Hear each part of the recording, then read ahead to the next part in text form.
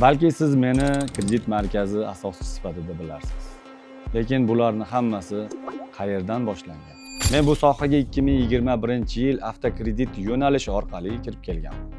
Ya'ni avtokreditidan boshlangan hammasi. Sekin asta ipoteka kreditini rasmiylashtirish borasida ham faoliyatimizni boshlaganmiz.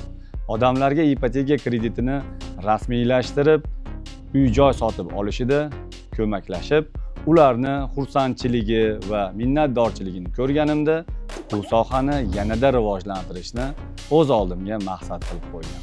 Ipoteka sohasida sherikchilik asosida bir necha yillar ishladim. Va 2024-yil faqatgina ipoteka emas, balki barcha turdagi kreditlarni rasmiylashtirish borasida odamlar uchun individual tizimni yaratishga qaror qildim.